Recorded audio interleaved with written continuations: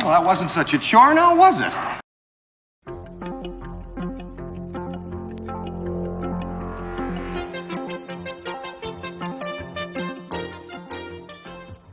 Joining us now is David Crane, a software designer, one of the original founders of Activision, writer of Pitfall and now Ghostbusters, and also David Lebling, a game designer with Infocom and a co-author of the Zork series. Okay, David Crane, let's turn to the other side now of games here, from an adventure game with no graphics to your kind of thing, which is loaded with graphics. First of all, of course, you were most well known for Pitfall, I guess, which was a video game cartridge type thing primarily. Do you think computer games are kind of going to go the way of video games, or is this a different animal that interest in them won't die? Well, there are going to be several different classifications of games going forward, such as adventure games, there are strategy games, action games, arcade games. One of the most difficult aspects of the industry right now is categorizing games because everything crosses into other categories.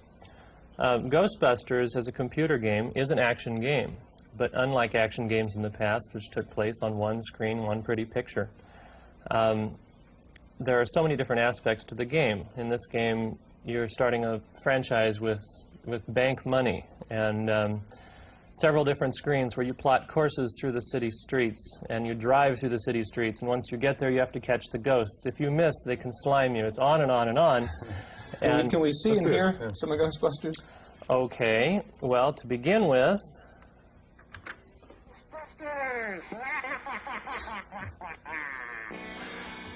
the game begins with a screen which has no playability. It's a title page, and if you watch for a little bit, we'll find a little bouncing ball comes along the screen, and you can sing along with the game.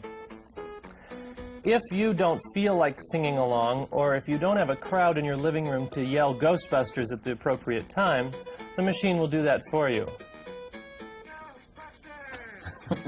Okay. When you hit the space bar. When you hit the space bar.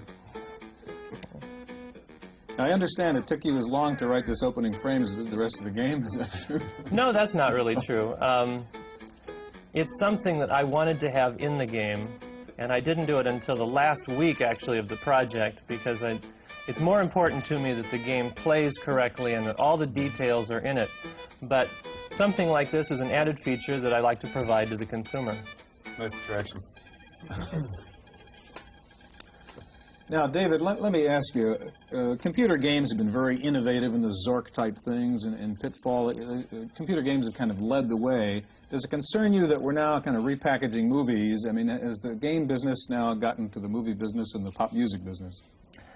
Not in my opinion. It's been attempted many times before to make games out of movies and any kind of merchandising you can name.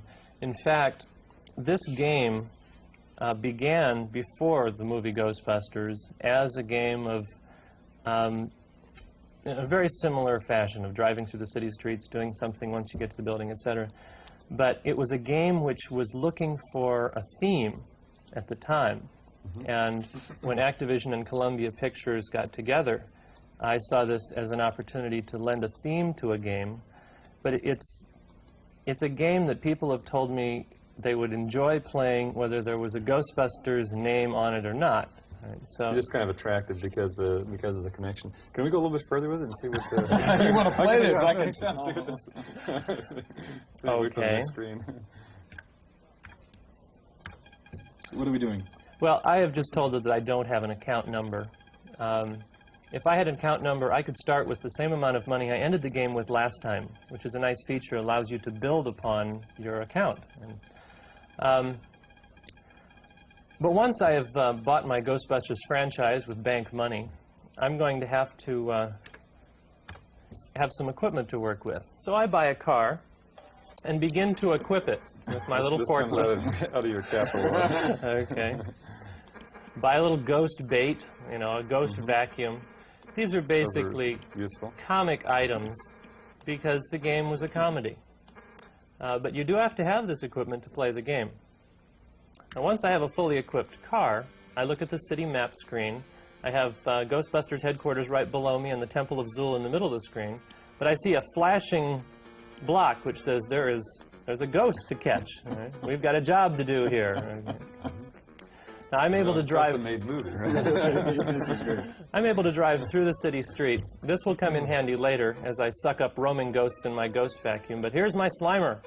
So I must set down a trap, take one man and point his streamer, another man here. When the ghost is between the streams, I'll catch him. Oh, you got it. Got him. Okay. Energize the trap. My men jump up and down for joy, and the crowd yells. Okay, that's great. We have just a little bit of time left.